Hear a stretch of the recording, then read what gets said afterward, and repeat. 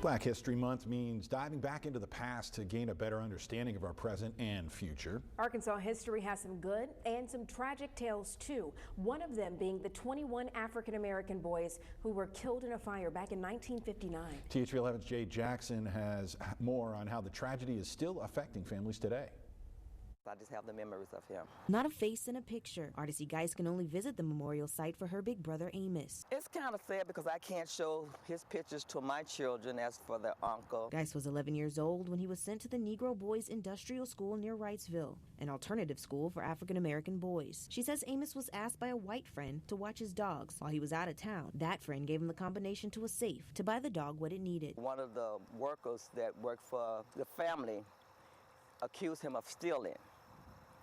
And so, but that wasn't true. He was taking the money out, buying dog food and everything. And it was March 5th, 1959 at 4 a.m., where 21 African-American boys, ages 13 to 17, died in a fire while locked inside the dormitories. UA Little Rock archives show an investigation highlighted how it had largely been operated as a prison work farm, and there were large disparities in the way the boys were cared for. That's also according to Griff Stockley's book, Black Boys Burning. Until we come to terms with the kind of white supremacy that has been a part of the Arkansas history and Southern history, then we're not going to understand how to prevent these events. He says systemic poverty, perpetuated by white supremacy during the times of racial injustice, sealed the fate for the boys. It's still a mystery as to, why so many